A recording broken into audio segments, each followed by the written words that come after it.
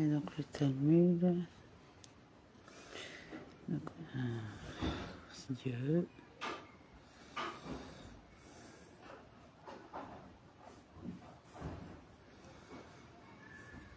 Amen. Merci, Toda Rabba. Donc, on était à 41 ou 42.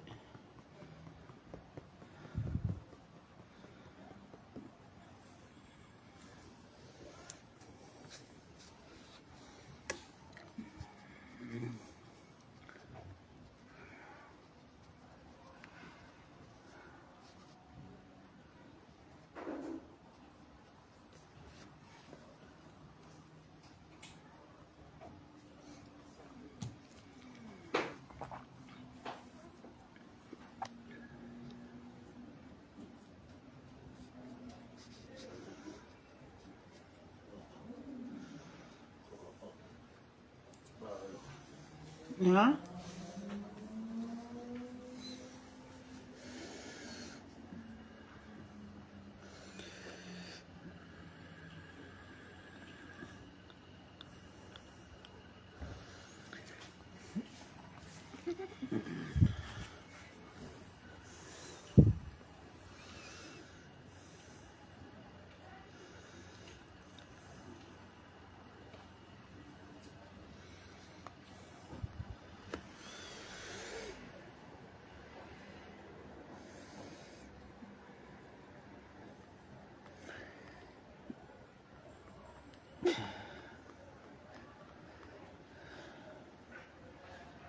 Il va falloir acheter les spirales, là, monsieur.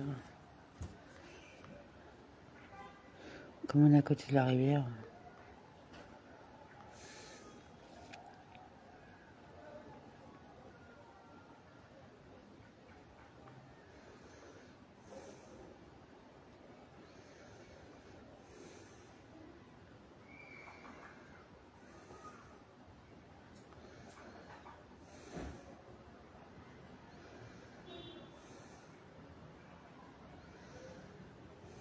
Alors, 41, DAF, Shabbat, 41A, qui n'est pas entouré de remblais, puisqu'il n'y a pas de cloison, cela ressemble à un océan ou une rivière. Cet incident, appliquant le rabbin Abahu, s'est produit dans un endroit doté de remblais, et ressemblant à un navire. Les sages ne l'ont donc pas interdit. Après avoir cité ce que Rabbi Zera a conté à propos de Rabbi Abahu, la Gemara cite que Rabbi Zera a dit « J'ai vu que Rabbi Abahu, pendant qu'il se baignait, plaçait ses mains sur ses parties génitales, par souci de pudeur, et ne sait pas s'il les a touchées ou ne les a pas touchées. » La Gemara remet en question la certitude du rabbin Zera. Il est évident qu'il n'a pas touché ses parties génitales, comme cela est enseigné dans une Beretta. Rabbi Eliezer dit « Celui qui tient son pénis et l'urine est comme s'il apportait un déluge au monde.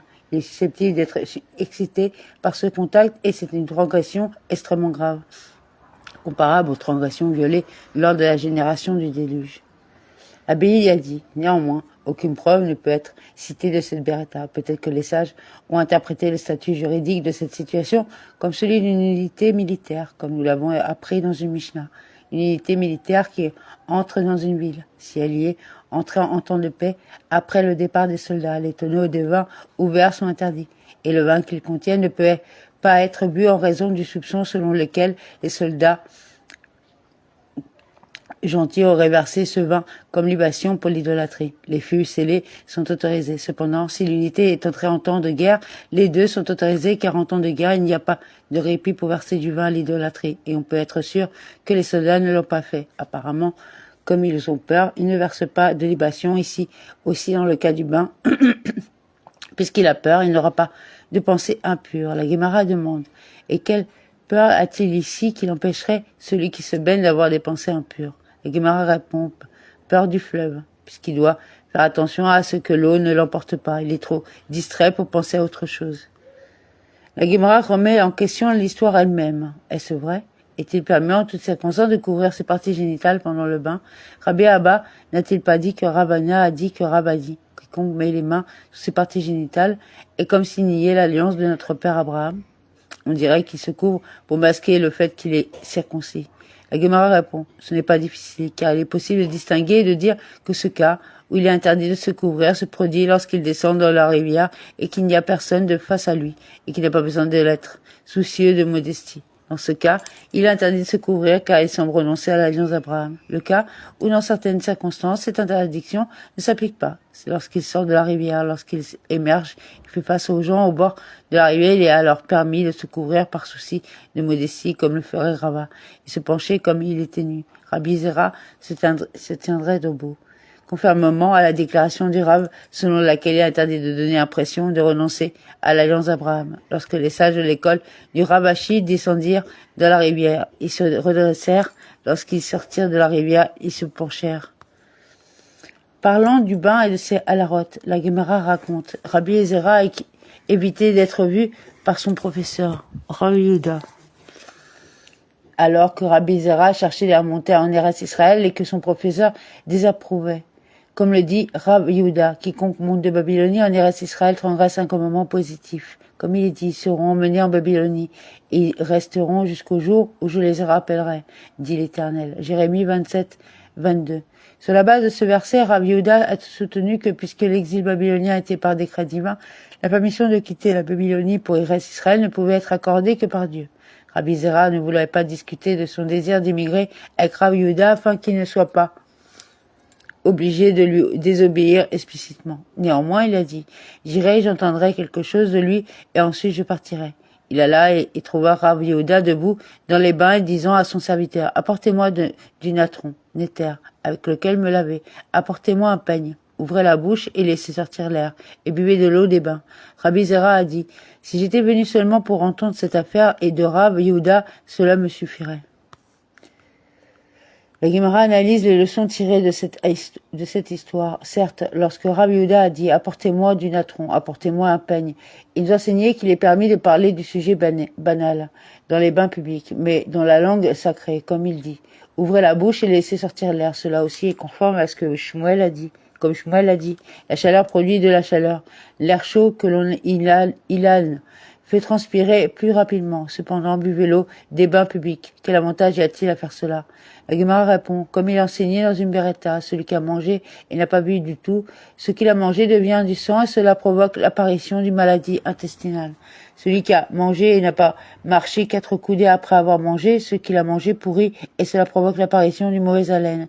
Celui qui a besoin de déféquer et de manger est semblable à un four allumé sur ses cendres. Lorsque les cendres d'un incendie précédent ne sont pas balayées et que de nouvelles bûches sont placées sur les anciennes, cela inhibe la combustion et salit le four, ce qui provoque l'apparition d'une odeur et de saleté de transpiration chez une personne.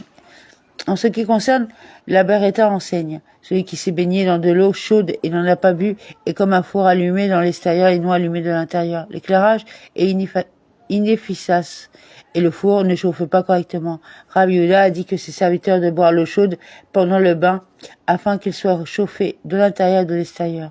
La beretta continue. Celui qui s'est baigné dans l'eau chaude et ne s'est pas ensuite rincé à l'eau froide est comme le fer qui a été placé dans le feu et non mis ensuite dans l'eau froide, ce qui laisse le fer mou. Et celui qui s'est lavé et ne s'est pas ensuite enduit d'huile est comme de l'eau qu'on verse sur un tonneau et non dans celui-ci. L'eau s'écoule à l'extérieur du baril. Minra.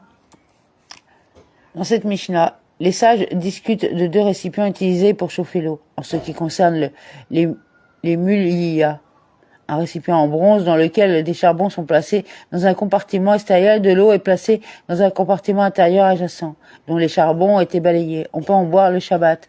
En ce qui concerne l'antiki, qui est un récipient de configuration différente, mais si ces charbons ont été balayés, on ne peut pas en boire le Shabbat. La Gemara demande quelles sont les circonstances de mulirach, balayé. La Gemara répond, un mulirach est le récipient expliqué dans la Tosefta sur notre Mishnah, qui a de l'eau à l'intérieur et des charbons à l'extérieur. En ce qui concerne l'identité d'un antiki, les opinions diffèrent. Rabat a dit qu'il s'agit d'un poêle. Un espace est créé dans la paroi d'un poêle et est rempli d'eau. Le poêle étant très chaud, il est interdit d'utiliser cette eau. Rav Naman bar Israq a dit, un antiki est un chaudron, c'est-à-dire un récipient composé de 2 chaudrons, empilés l'un sur l'autre avec du charbon dans celui bas de l'eau et dans celui du haut. Ces 2 opinions diffèrent ont des implications halakhiques. Celui qui dit qu'il est interdit d'utiliser un récipient composé de 2 chaudrons, a fortiori, il est interdit d'utiliser l'espace intérieur d'un poêle. Et celui qui dit qu'il est interdit d'utiliser l'espace intérieur d'un poêle, récipient composé de 2 chaudrons. Non, ce n'est pas interdit. Il est renseigné dans une beretta conformément à l'avis du Rav Naman. Un antiki, même s'il a été balayé et recouvert de cendres, on ne peut pas en boire le Shabbat car son cuivre le réchauffe. Le chauffage dans un antiki se fait au moyen de charbon sous l'eau. Minra, les sages ont ajouté aux lois de laisser les aliments sur une source de chaleur et de cuire les aliments le Shabbat. Une urne qui a été vidée de son eau chaude le Shabbat, on ne peut pas y mettre de l'eau froide afin que l'eau froide soit chauffée. Cependant, on peut mettre de l'eau froide dans une urne ou dans une tasse qui a été vidée de son eau chaude afin de la réchauffer, mais non pour la chauffer.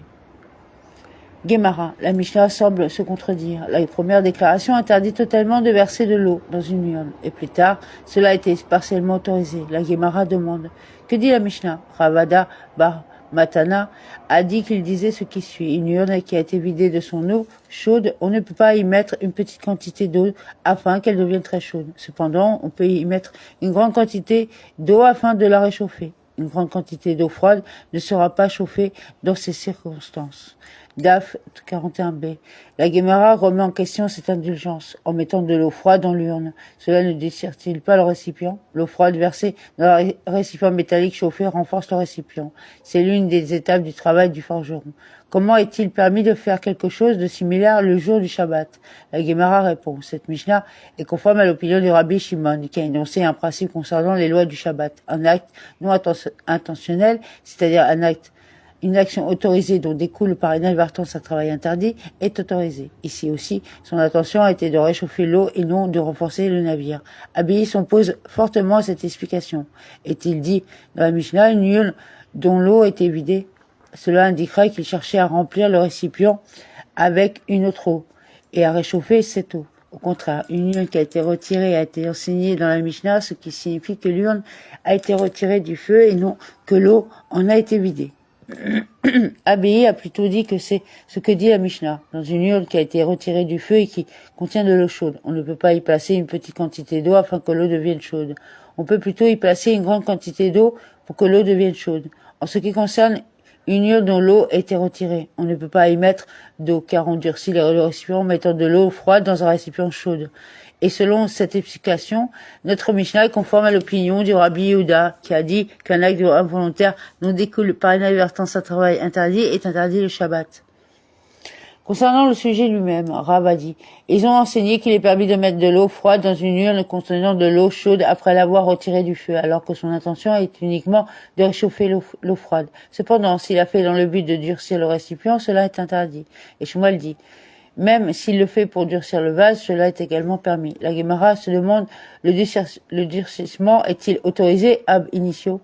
N'est-ce pas un travail totalement interdit le jour du Shabbat? Au contraire, si le différend entre Rav Shmuel était exposé, il était exposé comme suit. Rav a dit, ils ont enseigné qu'il est permis d'ajouter de l'eau seulement dans une mesure suffisante pour réchauffer l'eau, c'est-à-dire pour remplir seulement, partiellement, le récipient. Il est toutefois interdit de le remplir complètement avec une mesure suffisante pour durcir le récipient. Et Shmuel a dit, même une mesure suffisante pour durcir le navire.